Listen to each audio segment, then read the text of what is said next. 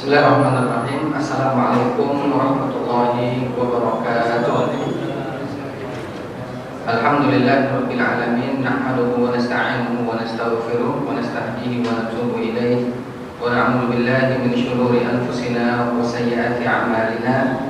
May yahdihillahu fala mudilla lahu wa may yudlil fala hadiya lahu.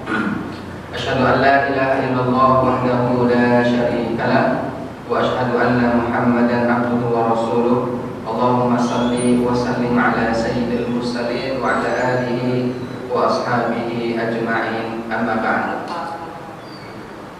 Alhamdulillah, segala puji bagi Allah, segala nikmatnya kepada kita semua. Salawat dan salam kita sampaikan kepada junjungan kita Nabi Agung Nabi besar Muhammad sallallahu alaihi wasallam beserta keluarga, para sahabat, para pengikutnya hingga akhir zaman. Jemaat muliakan Allah,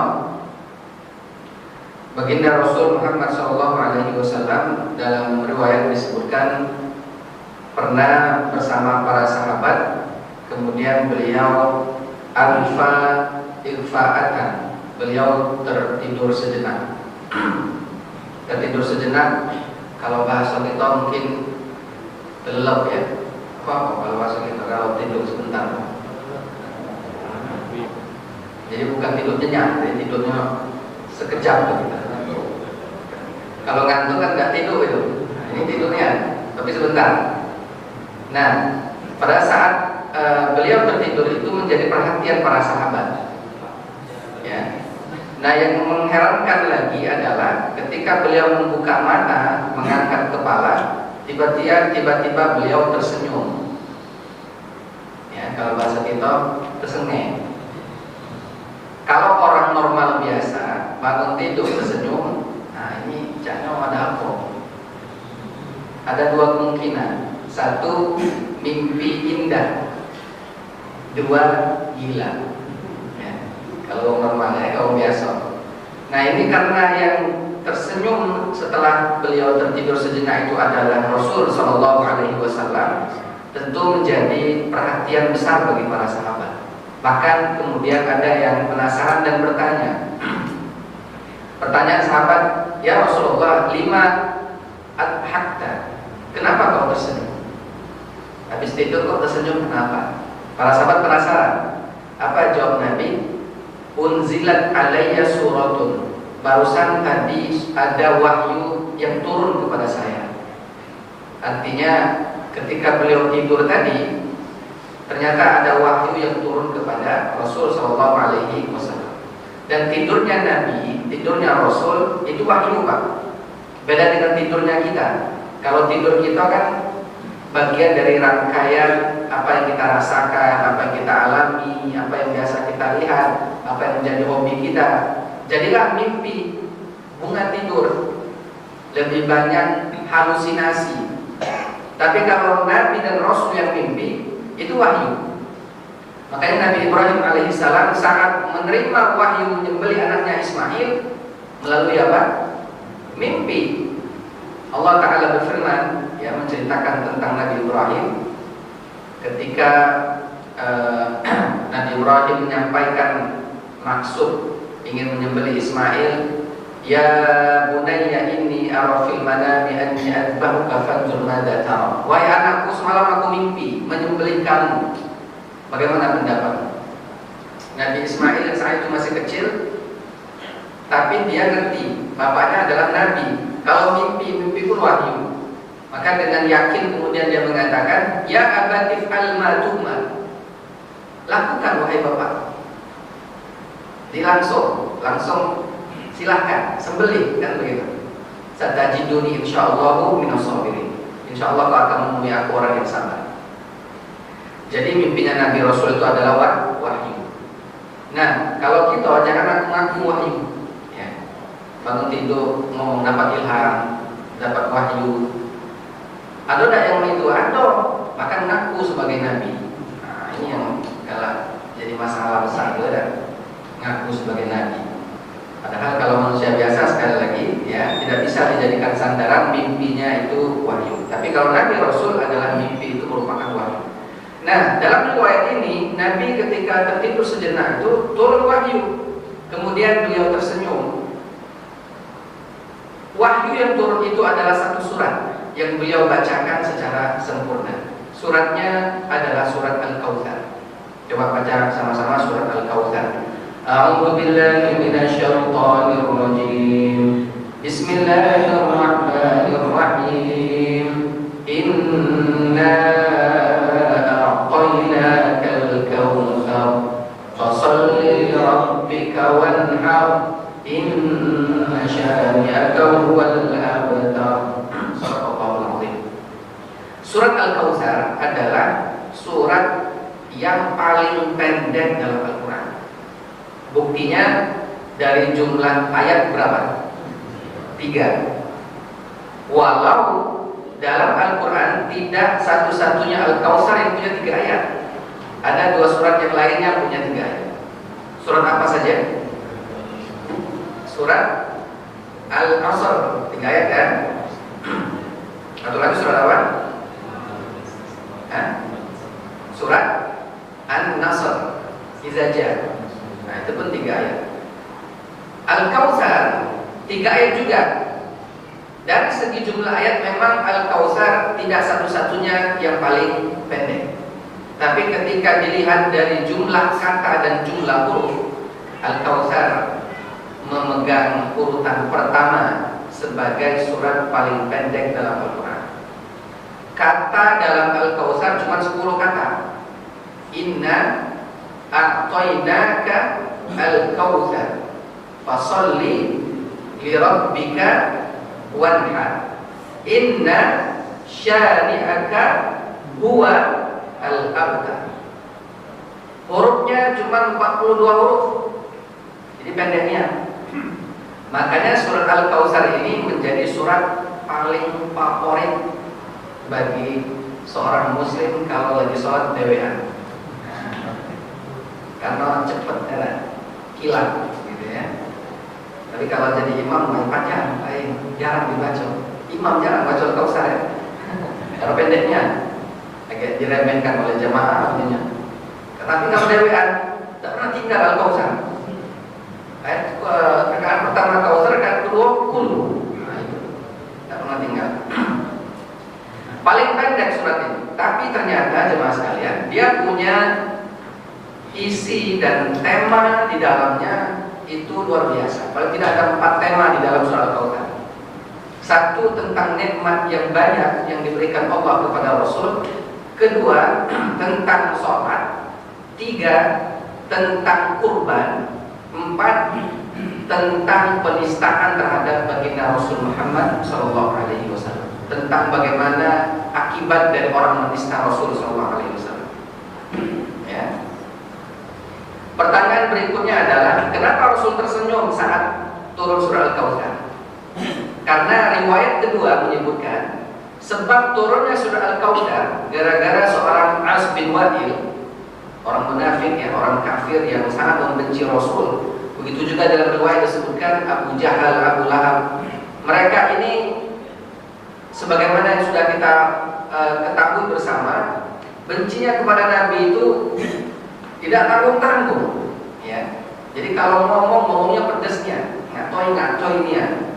Bukan hanya sekedar verbal, mereka melecehkan sampai kepada fisik mereka lecehkan. Nah, Nabi SAW kan beliau itu punya 7 anak, 3 laki-laki, 4 perempuan. Nah, 3 laki-laki ini saat masih kecil itu meninggal dunia. Yang 3-tiganya meninggal dunia. Yang terakhir bernama Abdullah, yang meninggal belum genap umur 2 tahun. Ketika anak terakhir laki-laki meninggal, bayangkan Rasul itu terhadap Abdullah, kalau balik dari luar ya, dari masjid, dari mana, balik ke rumah itu digendong, disayang, dicium. Tinggal sih kok anak masih kecil, masih lucu-lucu dunia. Ternyata qadarullah meninggal. Beliau sampai meneteskan air mata, sedih luar biasa ditinggal anak yang masih kecil. Nah, kesedihan itu ternyata tidak menjadikan orang-orang yang benci kepada Rasul prihatin atau berbelasungkawa. Tidak. Justru mereka malah tambah menjadikan ujian yang diterima Rasul sebagai olok-olok. As bin Wa'il, Abu Jahal mengatakan apa? Ketika mendengar bahwa Nabi anaknya meninggal yang laki-laki, apa kata mereka? Rajulun abda, butira Muhammad. Muhammad menjadi orang yang abtar. Abtar itu yang terputus. Ya, orang yang terputus. Kalau dalam bahasa Arab, abtar itu sebenarnya digunakan untuk hewan yang ekornya terputus. Ekornya terputus, Pak. Hewan yang punya ekor putus. Jadi lemah anjing koyo. Lemah. Kucing kan buntut kan, kalau bahasa Palembang. Kalau bahasa kami buntut itu ekor. Dekat ekornya, lemah. Hewan-hewan dekat ekor terputus. Itulah yang disematkan kepada Nabi. Orang-orang yang benci kepada Nabi, gara-gara anak yang laki-laki meninggal disebut orang yang terputus. Di Arab dulu, kalau ada anak laki-laki yang lahir, dibangga-banggakan luar biasa. Kalau anak betina yang lahir, biasa baik. Bahkan jauh sebelum Nabi diutus, dianggap sebagai aib. Makanya ada peristiwa pembunuhan terhadap anak-anak wanita, ya, anak-anak yang lahir berjenis kelamin perempuan. Tapi kalau anak lanang dibangga-banggakan. Tapi masalahnya ketika anak lanang itu meninggal, dianggap sebagai musibah besar, bahkan dianggap terputus nasabnya, tidak akan diingat lagi bapaknya. Nah, Nabi ketika meninggal anak laki-laki dikatakan toiwat. Bayangkan, telah dapat musibah meninggal anak, ditambah dikatakan lagi. Betapa sedihnya, betapa sakitnya yang dirasakan oleh Rasul Sallallahu Alaihi Wasallam. Makanya surat Al-Kautsar turun untuk membela Rasul Sallallahu Alaihi Wasallam. Inna sya'ani'aka huwal abtar. Wahai Muhammad, jangan sedih, jangan takut, ya, jangan sakit hati.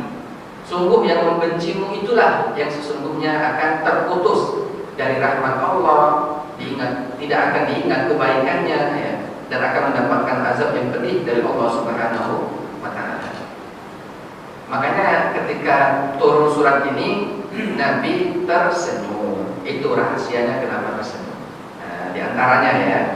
Baik, jemaah sekalian yang dimuliakan Allah. Ayat pertama Allah Ta'ala berfirman. Apa bunyi ayat pertama? Bismillahirrahmanirrahim. Inna a'tainaka al-kautsar. Artinya ya secara tekstual, sesungguhnya kami telah memberikan kepadamu wahai Muhammad al-kautsar. Pemberian yang Allah sebutkan dalam ayat ini pemberian yang total, ya. Tidak hanya memberi suatu saat diambil. Ada pemberian yang hanya sementara, suatu saat akan diambil. Itu dalam Quran biasanya diistilahkan menggunakan kalimat atayukti, tukti, biasa begitu. Makanya kalau kita habis sholat, ada salah satu zikir dari Al-Quran yang kita baca, Qulillahumma malikal mulki. Apa setelahnya? Tuktil mulka man tasha wa tanzi'ul mulka mimman tasha. Tuktil mulka itu, tukti itu juga memberi, tapi memberinya sebentar. Wa tanzi'ul mulka mimman tasha. Allah memberi kuasa, memberi jabatan, memberi harta kepada seseorang yang Allah kehendaki. Tapi suatu saat Allah akan ambil kuasa itu, Allah akan ambil hartanya, Allah akan ambil kehebatannya. Tapi kalau a'tayna, pakai surat Al-Kautsar ayat pertama ini, memang memberi-berinya ngejotnya. Dan pemberiannya tidak main-main. Apa itu? Al-Kautsar. Al-Kautsar. Apa arti Al-Kautsar? Ada yang tahu arti Al-Kautsar? Nikmat yang banyak. Kautsar itu kan asal katanya katsir. Orang Arab kalau bilang terima kasih banyak apa bahasa Arabnya? Syukron katsiron, katsir kan? Kalau katsir itu artinya banyak. Banyaknya bisa dihitung. 1 juta banyak ya, tapi bisa dihitung. 1 miliar, 1 triliun itu banyak, tapi bisa dihitung. Tapi kalau Al-Kautsar itu banyaknya tidak akan bisa dihitung. Banyaknya itu luar biasa melimpah, itu kautsar. Makanya jarang ada orang bilang terima kasih banyak tak terhingga itu menggunakan kautsar. Syukran kautsar, tidak bisa. Syukran kautsar, tidak bisa. Ya. Tapi nikmat yang Allah berikan kepada Nabi Muhammad SAW memang tak terhingga. Ya. Di surat yang lain kan ada pengistilahan ketika seseorang ingin menghitung nikmat yang Allah berikan kepada dirinya, mampu nggak dia menghitung nikmat itu? Nggak bisa. Wa in ta'uddu nikmatallahi la tuhsuha. Kalau kalian ingin menghitung nikmat Allah pasti tidak mampu menghitungnya. Maka di surah Al-Kautsar ini menggunakan istilah kautsar. Banyaknya nikmat itu tidak terhingga. Itu satu ya. Makna kautsar itu adalah nikmat yang banyak. Dan ini menjadi nama surat Al-Kautsar. Yang kedua, jemaah sekalian, kautsar itu artinya adalah nahrun fil jannah. Nama sungai di surga. Namanya Sungai Kautsar. Dalam hadis Nabi SAW bersabda, sungai ini menjadi tempat berkumpulnya umatnya Rasul SAW, tempat berkumpulnya kita di akhirat kelak. Ketika sudah berkumpul di situ, berbahagialah kita akan bersama Rasul di surga Allah Subhanahu wa Ta'ala. Namanya Sungai Kautsar. Yang kedua, Haudulin Nabi Sallallahu Alaihi Wasallam. Yang ketiga ya, yang ketiga makna kautsar itu adalah nama telaga di surga. Nama telaga itu adalah telaga Kautsar. Kita biasa mengenal istilah telaga Kautsar. Itu juga bagian dari pemaknaan, pentafsiran dari Kautsar di dalam surat ini. Ya. Imam Al-Qurtubi rahimahullah ta'ala bahkan beliau menyebutkan sittata asyara qawlan. Ada 16 makna kautsar ini. Banyak sekali. Ya. Beliau kemudian mengurutkan di antaranya ya. Kautsar itu artinya adalah Allah memberikan nubuwah, kenabian dan kerasulan kepada Muhammad SAW. Kautsar bermakna juga Al-Quran, bermakna tasyri'at, hukum-hukum syariat, ya, kemudahan dalam menjalankan syariat Islam. Ada yang memaknai kautsar itu kalimat la ilaha illallah dan seterusnya. Tapi yang paling banyak oleh para ulama disebutkan makna kautsar itu 3 tadi. 1, nikmat yang banyak. 2, nama sungai di surga. 3, nama telaga Nabi Sallallahu Alaihi Wasallam. Semuanya terangkum sebenarnya di makna pertama. Kembali ke makna pertama. Apa itu? Nikmat yang banyak. Karena telaga Kautsar, Sungai Kautsar, Quran, syariat, nubuwah, la ilaha illallah dan seterusnya juga itu bagian dari nikmat yang tak terhingga yang Allah Subhanahu wa taala berikan kepada baginda Rasul Muhammad sallallahu alaihi wasallam. Ya, inna a'tainakal kautsar. Sesungguhnya kami telah memberi kepada wahai Muhammad al-kautsar, nikmat yang begitu banyak. Baik. Yang kedua, apa bunyi ayat kedua? Fasalli li rabbika wanhar. Ketika Allah berikan nikmat, 2 hal yang bisa dilakukan oleh manusia untuk berterima kasih kepada nikmat itu. Apa? 1, sholli, sholat. 2, wanhar, berkurban. Fasalli li rabbik ini sudah dibahas di ayat di surat sebelumnya tentang surah Al-Maun kemarin ya. Artinya jemaah sekalian, salah satu cara untuk berterima kasih kepada Allah dengan ibadah sholat yang kita kerjakan. Makanya usahakan, salah satu motivasi terbesar kita dalam hal ibadah adalah kita bersyukur terhadap nikmat yang Allah berikan kepada kita. Jadi pas kita sholat bukan hanya sekedar melepaskan kewajiban, bukan hanya sekedar minta pahala, bukan hanya sekedar takut siksa neraka kalau ditinggal ibadah sholat itu, tapi usahakan juga munculkan, tumbuhkan Motivasi diantaranya adalah karena bentuk rasa terima kasih kita, rasa syukur kita kepada Allah Subhanahu wa Ta'ala. Maka tentu akan rasa bedanya dan bedakan rasanya. Nah, gitu ya. Fasholli li rabbik. Sebenarnya fasholli cukup, tapi kenapa li rabbik? Karena sholat nggak boleh ada niat lain, harus untuk Tuhan Allah Ta'ala. Li rabbik, untuk Tuhan. Nggak boleh sholat untuk yang lain. Makanya dalam surah Al-Ma'un kemarin, yang menjadi sebab kenapa orang sholat bisa celaka, alladzina hum yura'un, riya. Kenapa? Karena ibadahnya bukan sholli li rabbik, tapi sholli linnas, sholat untuk manusia, bukan untuk Tuhan. Makanya di sini ditegaskan lagi, sholli, sholat itu hanya li rabbik, untuk Tuhan, bukan untuk yang lain. Berikutnya adalah wanhar. Wanhar ini jamaah sekalian, kalimat yang sedikit saja kita keliru baca, keliru makna. Ini saya ingatkan tentang cara baca ya. Mungkin pernah sebelumnya saya ingatkan juga. Wanhar itu hak kecil apa hak besar? Hak kecil, hak besar? Besar. Ada lagi pendapat yang kedua, hak kecil, hak besar? Wanhar itu kalau hanya dibesarkan jadi wanhar, kan gitu. Fasholli li rabbika wanhar. Kalau kita baca besar, wanhar itu baca hak besar. Artinya adalah sholatlah untuk Tuhanmu dan bentaklah Tuhan. Artinya bukan hak besar Pak, tapi hak kecil. Fasholli li rabbika wanhar. Wanhar, ha di sini. Wanhar. Makanya di surat Ad-Duha ada wa ammas sa'ila fala tanhar. Besar itu baru. Itu baru benar. Kepada orang yang meminta jangan kau bentak.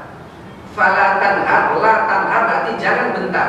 Kalau wanhar artinya dan bentaklah. Kalau hanya besar. Maka di sini nggak boleh pakai hak besar. Kalau kita baca fasholli li rabbika wanhar, hamsa ya. Maka artinya tadi, dan sholatlah untuk Tuhanmu dan bentaklah Tuhan. Waliyadzubillah. Maka baca ini harus hak kecil. Fasholli li rabbika wanhar. Wanhar. Ya. Fasholli li rabbika wanhar. Coba 1, 2, 3. Fasholli li rabbika wanhar. Wanhar. Rohnya tafkhim, tebal ya, tapi itu latihan. Yang penting hanya dulu, hanya kecilkan. Wanhar.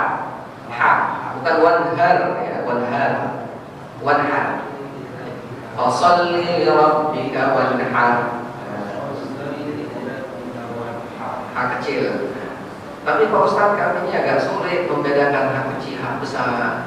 Jadi kalau baca itu ya terbatas.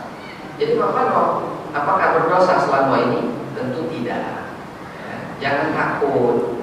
Namanya kita manusia, dalam membaca Quran tentu tidak sempurna. Ada saja keliru, ada saja khilaf, ada saja kekurangannya. Jadi jangan takut gara-gara ini. Lah tidak galak baca Quran. Ngapa galak baca Quran? Takut salah baca, salah arti. Lalu berhenti baca Quran. Jangan. Dalam makna aku agak jadi berdosa ya, gara-gara salah tanggap jamaah. Tetap baca Quran. Kita walaupun keliru, ada yang salah, normal lah. Namanya manusia. Ada terbatas, ada keterbatasan melafalkan, ada keterbatasan ilmu, ada keterbatasan pengetahuan. Wajar-wajar saja jika ada keliru, ada salah. Yang terpenting itu catatannya adalah kita berusaha belajar. Jangan, yang penting baca urusan salah itu urusan. Jangan, harus belajar. Makanya dalam ilmu tajwid, dalam ilmu Al-Quran ya, dalam membaca Quran, hukum membaca Quran menggunakan tajwid wajib fardu ain. Setiap individu wajib menggunakan tajwid semampu yang dia pahami, yang dia bisa.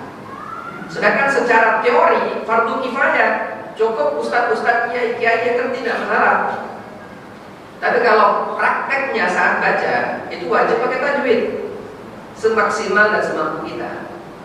Makanya tidak boleh sembarangan, nah, gitu ya. Tapi tadi walau salah jangan juga takut kemudian berhenti baca Quran gara-gara takut salah, tetap baca terus. Nabi bahkan memberikan jaminan orang yang baca tapi terbata-bata dapat buah pahala. Bayangkan, ya.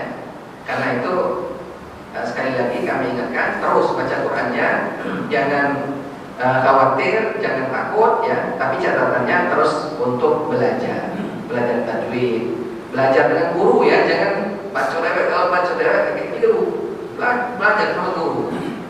Ya, di masjid misalkan ada kajian tajwid, nah ikuti biar bacaan kita benar. Fasholli li rabbika wanhar. Wanhar itu artinya adalah penyembelihan kurban. Nah, kurban jemaah sekalian, kita kan sudah berada di bulan Zulhijjah.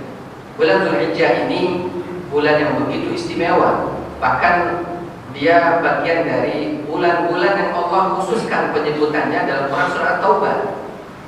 Ada 12 bulan, 4 bulannya yang istimewa. Zulqa'dah, Zulhijjah, Muharram dan Rajab. Kita masuk Zulhijjah. Zulhijjah ini dari sebulan Zulhijjah ini jangan salah, ada yang istimewa di antara sebulan itu.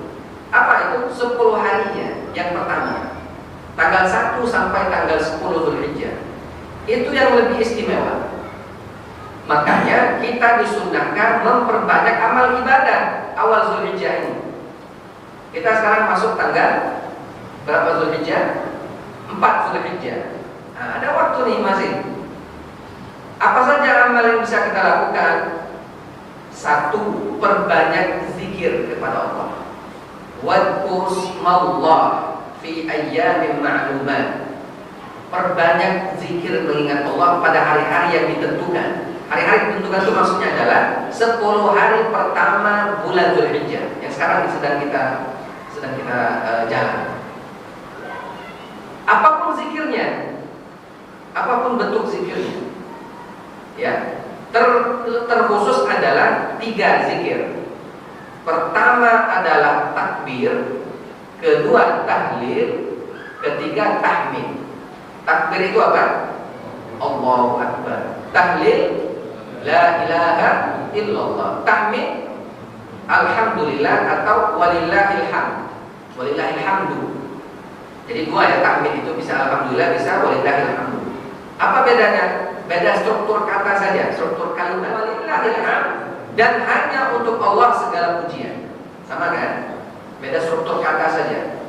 Nah, takbir, tahlil, tahmid ini terangkum dalam takbiran. Kalau uji bahasa kita, Allahu Akbar, Allahu Akbar, Allahu Akbar, la ilaha illallah, Allahu Akbar, Allahu Akbar, walillahil hamd.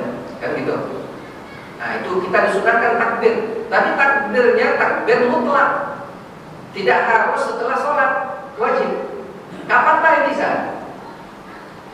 Ya, bapak lagi nak jemput istri, jemput anak, ya, sambil nunggu di mobil, di motor, takbir, Allah. Tapi jangan, kalau di Indonesia jangan besar-besar itu. Kayak nggak kok kayak lebaran bapak ini. Ini masalah mau digunakan ya. Kalau di Arab sekarang ini ramai orang takbiran. Ya, di bandara, di pasar, takbiran biasa. Makanya kalau ada orang Indonesia datang ke sana ini hari karena ada 10 Zulhijjah ini, dia bingung, ayo kalau duluan lebaran tanggal 4 Zulhijjah. Padahal memang disunahkan banyak takbir, tapi takbir mutlak dimanapun dan kapanpun kita takbir. Nah, nanti setelah tanggal 10, pas masuk 10 Zulhijjah malamnya, ya, itu kita disunahkan takbir setelah sholat yang wajib. Baik, jemaah muliakan Allah Ta'ala, takbir, ya. Kemudian ada hadis Nabi yang luar biasa, bunyinya begini: Ma min ayyamin al-amal salih ahabbu ilallah min hadhil ayyam. Tidak ada hari yang lebih Allah cintai untuk beramal soleh kecuali 10 hari pertama bulan Zulhijjah. Para sahabat langsung nanya, ya Rasulullah, wala jihad fisabilillah. Bagaimana kalau amal jihad di jalan Allah, perang di medan tempur? Apakah bisa atau sama dengan beramal soleh di 10 awal Zulhijjah? Jawab Nabi ternyata di luar dugaan para sahabat. Apa kata Nabi? Wala jihad fi sabilillah. Jihad di medan tempur pun tidak akan mampu menyaingi amal soleh di awal 10 Zulhijjah. Bayangkan. Kecuali kata Nabi, orang yang jihad tidak balik lagi, harta tidak balik, nyawa tidak balik, alias mati syahid. Barulah bisa menyaingi amal soleh di 10 awal Zulhijjah. Makanya jangan disia-siakan 10 awal Zulhijjah.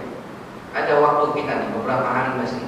Manfaatkan dengan sebanyak-banyaknya. Amal soleh apapun, sedekah, ya, silaturahim, ya, membantu orang, ibadah sunnah, apalagi yang wajib dan seterusnya, kita memperbanyak amal soleh di awal 10 Zulhijjah. Terlebih lagi nanti di tanggal 9 Zulhijjah kita disunnahkan puasa sunnah, namanya puasa apa? Arafah. Puasa Arafah ini tanggal 9 Zulhijjah, ya. Nanti 9 Zulhijjah ini tentu ada perbedaan karena penentuan awal Zulhijjah kan ada perbedaan. Arab Saudi menentukan awal Zulhijjah itu hari Kamis. Di Indonesia menentukannya di hari Jumat. Maka untuk puasa Arafah di Saudi hari Jumat tanggal 9 Zulhijjah. Di Indonesia di kita itu untuk puasa Arafahnya di hari Sabtu. Tanggalnya sama 9 Zulhijjah. Hari beda tapi tanggal yang sama. Kenapa? Karena perbedaan dalam melihat hilal. Matlaknya berbeda, tempat munculnya hilal berbeda, maka berbeda juga lah ya penentuan awal Zulhijjah. Termasuklah Idul Adha-nya berbeda. Ini panjang ya, perbedaan ini jadi perdebatan. Selama ini perbedaan itu terjadi dan tidak sampai seperti sekarang ini yang lagi hangat-hangat diperbincangkan. Dulu ya perbedaan itu terjadi santai saja karena ada yang beranggapan begini, puasa Arafah itu harus sesuai dengan wukuf di padang Arafah di Mekah, harus sama, ya kan? Kalau wukufnya misalkan di hari Jumat, ya kan, maka puasanya di hari Jumat. Kalau hari Sabtu itulah masuk Idul Adha, begitu. Nah, sekarang di Arab Saudi nanti mereka wukuf jamaah haji itu hari apa? Hari Jumat. Makanya kita puasa yang Arab Saudi puasanya hari Jumat. Kita menentukan puasa Arafah itu lihat wukuf di sana. Makanya yang ngambil pendapat pertama, pokoknya kami puasanya hari Jumat sesuai dengan wukuf jamaah haji di Arafah. Dia menentukan puasa sunnah itu sesuai dengan wukuf. Tapi selama ini mungkin dia lupa. 2 tahun belakangan kan itu jamaah hajinya kosong, nggak ada wukuf di Arafah. Dan itu tidak jadi patokan ternyata dalam melaksanakan puasa sunnah Arafah. Ada wukuf atau tidak ada wukuf, tetap puasa Arafah dijalankan. Yang penting adalah puasa sunnah itu tanggal 9 Zulhijjah. Nggak boleh tanggal 8. Kalau tanggal 8 kan puasa Tarwiyah namanya. Maksud kita puasa Arafahnya. Tidak boleh tanggal 8, tidak juga boleh tanggal 10. Ya, tanggal 10 haram justru berpuasa. Nah, ini perbedaan ini tentu hal yang perlu kita pahami bersama. Jangan jadikan sebagai sesuatu yang meruncing perbedaan yang akhirnya membuat gesekan di antara umat Islam. Silakan tergantung keyakinan masing-masing. Kalau memang dia yakin dengan keyakinan hari Jumat itu sudah tanggal 9 Zulhijjah, silakan puasa Arafah. Tapi hari Sabtunya berkurbanlah Idul Adha. Nah, yang hari Sabtu puasa Arafah, hari Ahadnya dia Idul Adha. Ya, begitu. Nah, ini perbedaan nanti silakan dicerna masing-masing.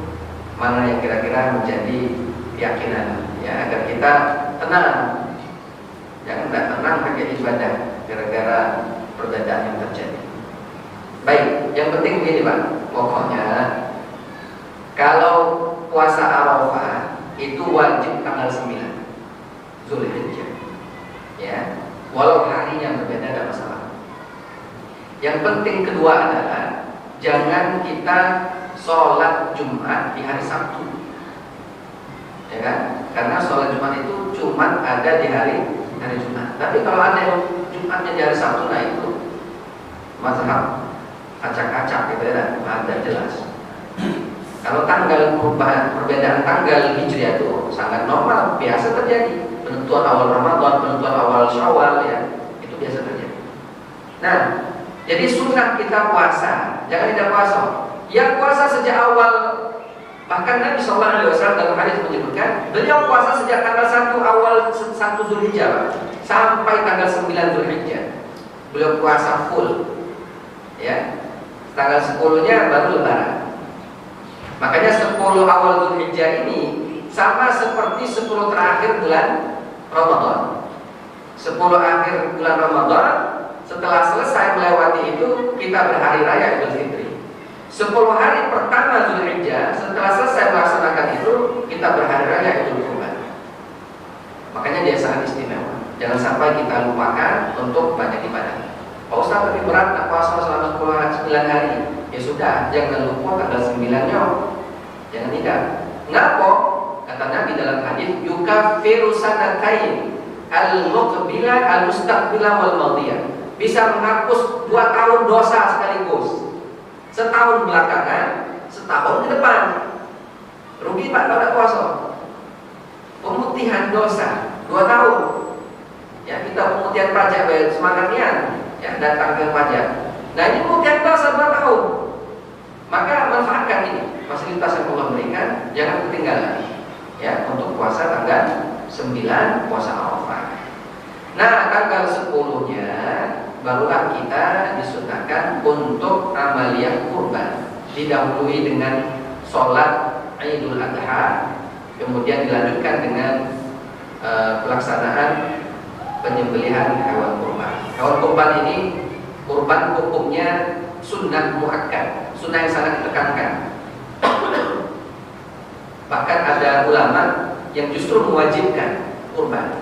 Diambil dari hadis Nabi, man kana lahu malun, atau dalam riwayat lain, man kana lahu sa'atun falam yudhi fala yaqrabanna musallana. Yang punya duit, yang punya kemampuan tapi tidak galak berkurban, kata Nabi, jangan sekali-sekali mendekati tempat sholat kami. Artinya tegas sekali ya Rasul. Kalau ada duit, ada kemampuan, jangan tidak kurban. Tapi rata-rata kita alasan terbesar mengapa tidak berkurban cuma singkong. Apa itu? BUNTU, buntu. Ya, alasannya buntu lah. Tapi untuk yang lain tidak butuh. Internet itu Pak, di HP, kalau dihitung dalam setahun berapa itu? Berapa juta? Rokok, mohon maaf, yang udut ya. Berapa bungkus sehari itu kalau dihitung dalam setahun? Dapat berapa kambing kira-kira? Tapi pas mau kurban, alasannya buntu. Nah, tiap tahun pokoknya buntu, Pak Ustaz, buntu. Kapan lagi kira-kira macam kurban? Ya, artinya sebenarnya kalau mau berkurban ada, mampu sebenarnya, asal ada keinginan untuk berkurban. Makanya hukumnya memang tidak wajib ya. Menurut jumhur ulama mengatakan hukum kurban itu tidak wajib, tapi sunnah muakkad, sunnah yang sangat ditekankan, sangat dianjurkan. Makanya Nabi itu tiap tahun tidak pernah absen kurban, Pak, tidak pernah absen. Bahkan dalam hadis Nabi mengatakan, kutiba alayyan nahru wa laysa biwajibin alaikum. Bagi saya kurban itu wajib, kata Nabi, dan bagi kalian adalah sunnah. Makanya yang kira-kira ingin berkurban, ya masih ada waktu, silahkan untuk berkurban tanggal 10 sampai tanggal 13 Zulhijjah hari Tasyrik. Kurbannya 1 kambing 1 orang, sapi 7 orang. Tapi pahalanya bisa untuk satu keluarga, atau kambing itu bisa untuk sekeluarga pahalanya. Tapi secara syarat pada saat dikurbankan itu si kok nama baik Pak Joko misalkan, atas nama Pak Joko. Tapi Pak Joko meniatkan pahalanya untuk satu keluarga Joko, dapat pahala. Tapi saat penyembelihan nama beliau saja yang disebut. Ya, kamu buka HP kan ada password. Agar bisa dinikmati oleh orang-orang lain, gunakan satu nama, satu password itu. Ketika dibuka, nah bisa kemudian dinikmati yang lain. Begitu juga kurban, sapi 7 orang, kambing 1 orang. Tapi pahalanya bisa disebar, bisa diberikan, bisa diniatkan kepada semua anggota keluarga. Jangan kan keluarga yang cuma 5 orang, 7 orang, 10, 100 pun itu bisa mendapatkan pahala dari kurban yang dilaksanakan. Nah, yang kurban jangan lupa untuk satu hal yang kadang lupa dilakukan oleh orang yang sudah berniat kurban, bapak-bapak yang sudah berniat kurban. Jangan lupa sunnahnya adalah dalam hadis Nabi bersabda, "Idza ra'aitum hilala dzulhijjah wa arada ahadukum ayyudhhiya falyumsik an sya'rihi wa adfarihi." Kalau kalian sudah masuk bulan Dzulhijjah dan ingin berkurban, jaga dari memotong rambut, memotong bulu, memotong kuku. Jadi kakek dulu motong rambutnya, motong bulu, nyukur bulu, motong kuku, tahan dulu sampai hewan kurbannya disembelih. Setelah itu silakan. Dan ini berlaku bagi yang niat kurban baik. Misalnya Pak Joko tadi, Pak Joko baik yang tidak memotong rambut, tidak nyukur bulu sama motong kuku. Istri beliau, anak beliau yang lainnya tidak masalah. Jadi jangan serumah itu, tidak nyukur galau ya, tidak potong rambut galau. Nah, jadi yang berniat baik yang kurban atas namanya itu. Pak Ustaz, tapi aku lupa kemarin, kalau kumis nila sudah nyeker sini-sini jadi potong. Cak mana kurbanku? Kurbannya tetap sah. Apalagi cuma lupa, ada masalah. Kalaupun sengaja, itu hukumnya makruh tanzih. Tidak sampai derajat haram, tapi makruh, ya makruh tanzih. Dan sekali lagi tidak terkait dengan keabsahan kurbannya. Kurbannya tetap sah, insya Allah. Nah, gitu ya. Maka itu keutamaan dari kurban ini memang luar biasa. Ya, sebagai penutup, dan nanti kita tanya jawab tentang kurban ini, keutamaannya ya Rasulullah SAW menyatakan dia akan datang di hari kiamat dengan membawa bulu-bulunya, ya, dagingnya, kulitnya, bahkan darahnya itu menjadi saksi, menjadi pahala buat sang kurban. Makanya jangan sampai kita lewat ya kesempatan untuk berkurban. Dan bagi yang kurban ingatkan satu lagi sunnah yang kadang lupa, usahakan dan maksimalkan hewan kurbannya itu gemuk. Kata Nabi dalam hadis, "Azimu dhahayakum fa inna 'ala sirati matayakum." Gemukkan hewan kurbanmu karena nanti di hari kiamat saat melewati jembatan Sirat, dia akan menjadi tungganganmu melewati jembatan Sirat. Kira-kira kalau tunggangannya kecil, kurus, takut pas kita naik akhirnya apa? Karena terlalu kecil tadi, kurus kan. Nah kalau dia besar, gemuk, santai besar. Dalam hadis Nabi bersabda, orang yang melewati jembatan Sirat itu, gambaran jembatan Sirat dulu, itu seperti rambut di belah 7. Ya, di bawahnya api neraka yang menjilat-jilat, api neraka jahanam. Yang lewat di situ ada yang seperti kilat, lewat. Ada yang seperti berlari cepat, ada yang berjalan biasa, berjalan biasa. Ada yang merangkak-rangkak, ada yang ngesot, ya sampai bergelantungan. Dan itu sesuai dengan amalnya. Dan hebatnya lagi, ada yang menggunakan kendaraan yang dia sembelih sebagai hewan kurban pada saat itu. Makanya ini kesempatan, ya. Karena di akhirat tak baca kayak punya nyewo ini kendaraan lah pada saat lewat jembatan Sirat nggak bisa. Itu tergantung dengan amal yang dilakukan. Nah, yang punya niat kurban ngomong sama yang punya kandang, "Oh, Pak Haji, kasih banyak makan sapi itu. kasih banyak makan kambing dulu biar gemuk, soalnya dibawa ke akhirat bakal gitu ya. Baik, jemaah dimuliakan Allah Ta'ala, itu mungkin yang bisa kami sampaikan terkait dengan surat Al-Kautsar. Yang terakhir tadi ya, di awal sudah kita sebutkan, inna syani'aka huwal abtar. Ini menjadi jawaban terhadap mereka yang menista baginda Rasul Muhammad SAW. Justru mereka yang menista akan mendapatkan kecelakaan, akan mendapatkan kehancuran, mendapatkan azab dari Allah Subhanahu wa Ta'ala. Maka jangan main-main dengan Rasul SAW. Jangan dengan beliau, dengan namanya pun nggak boleh main-main, nggak boleh menista. Kita tahu ya, nama beliau itu sangat kita cintai, sangat kita muliakan. Seorang legenda Muhammad Ali ketika diberikan penghargaan Walk of Fame di New York Amerika Serikat, California Amerika Serikat, kan nama-nama itu bakal ditaruh di trotoar sebagai pengagungan, sebagai sejarah orang-orang hebat di situ. Muhammad Ali dengan tegas menolak untuk meletakkan namanya di atas trotoar. Ditanya oleh wartawan, kenapa kau menolak? Jawabannya apa? Karena aku menyandang nama Muhammad, dan Muhammad adalah Rasul dan kekasihku, dan aku tidak akan rela jika nama itu diinjak-injak oleh manusia. Makanya satu-satunya nama yang tidak di trotoar, yang diletakkan hanya di dinding itu adalah nama Muhammad. Ya, saking cintanya beliau kepada Rasul SAW. Ya, mungkin itu yang bisa kami sampaikan terkait dengan surat Al-Kautsar. Mudah-mudahan bermanfaat. Kepada Allah kami mohon ampun.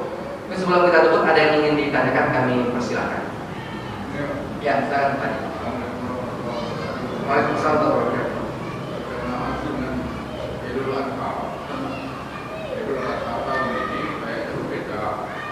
Sudah ditetapkan dan diumumkan oleh Wakil Menteri Agama Republik Indonesia, yaitu di Indonesia, pelaksanaan sholat id akan dilaksanakan pada tanggal 10 Juli 2022 ya. Sedangkan di kalender itu umum pelaksanaan sholat id akan dilaksanakan pada tanggal 9 Juli 2022. Ini pertanyaan kita, ada yang berpaham bahwa apabila kita melaksanakan sholat id pada tanggal 10 Juli itu menyusul.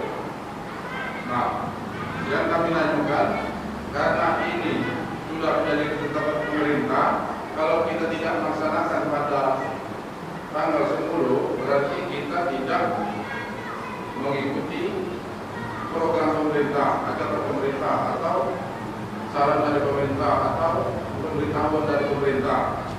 Nah, kalau kita melaksanakan pada tanggal 9, berarti kita tidak ikut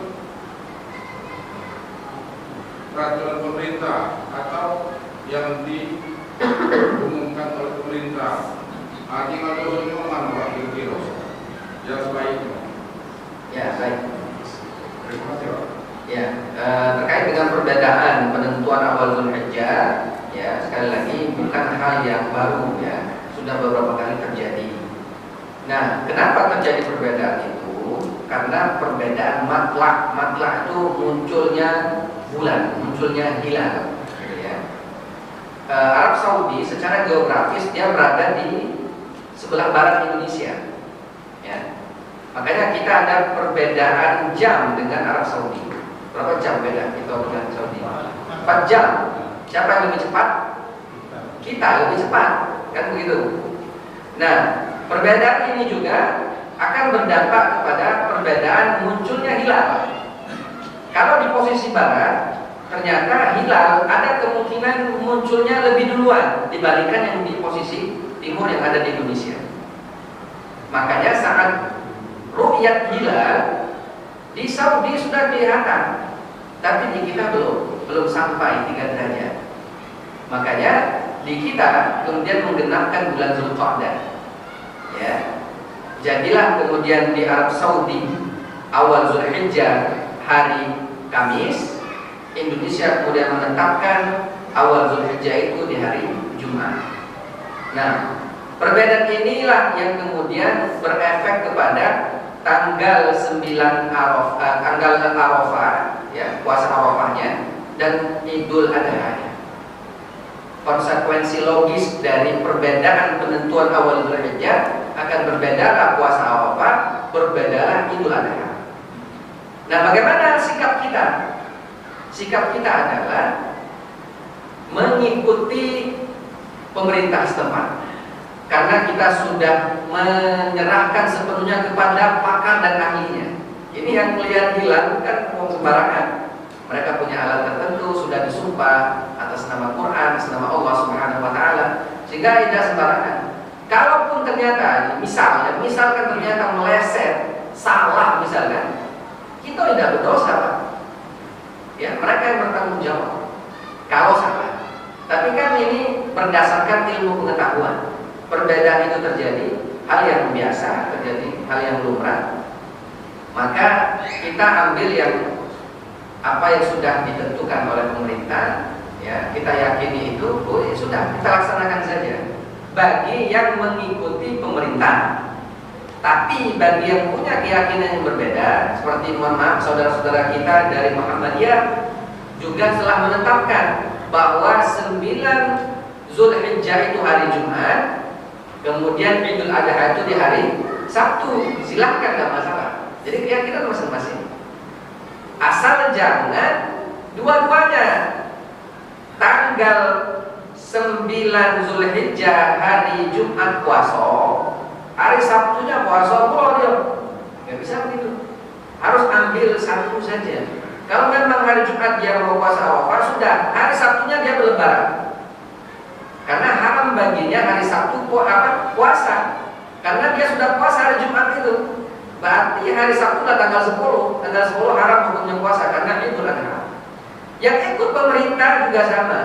Enggak boleh karena asas toleransi atau asas dasar ikut dari Arab Saudi. Oke, Jumat dia puasa, Sabtunya puasa pula. Ya, plus Idul Adha. Nanti Minggu Idul Adha lagi. 2 kali Idul Adha. Nah, ini tidak benar jadinya.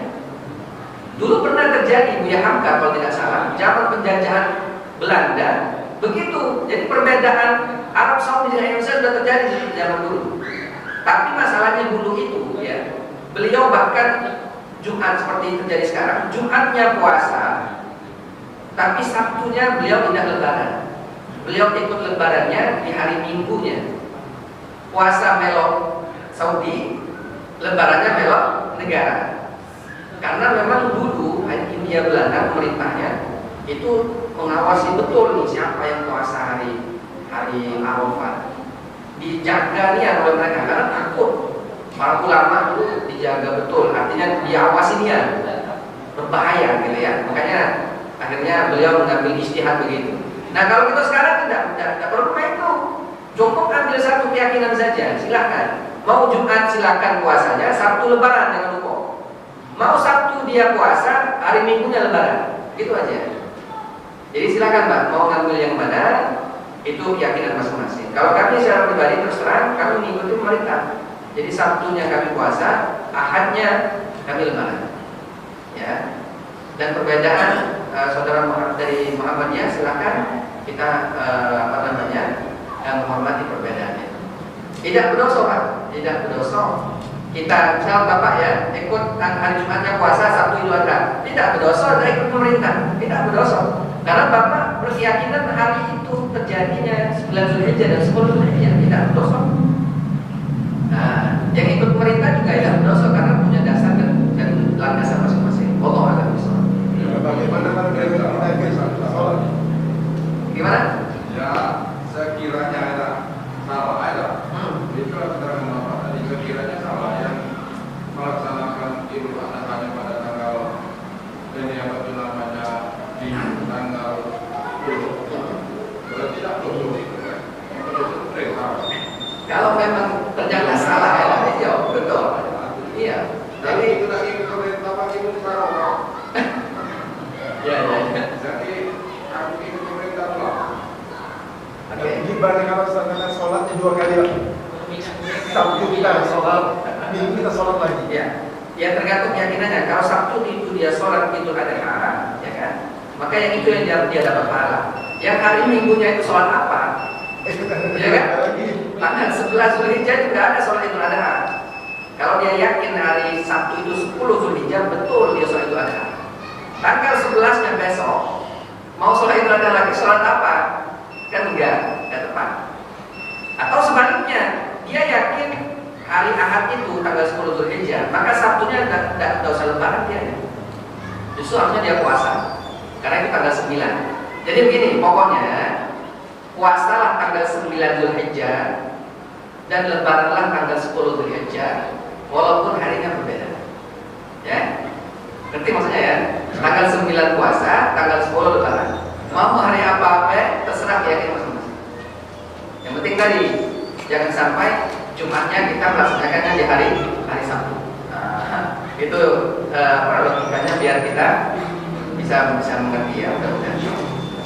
Baik, itu mungkin bisa kami sampaikan, mudah-mudahan bermanfaat. Karena sudah azan, kita tutup dengan alhamdulillahirabbil alamin dan doa kafaratul majlis. Subhanakallahumma wa bihamdika asyhadu an la ilaha illa anta astaghfiruka wa atubu ilaik. Terima kasih atas perhatian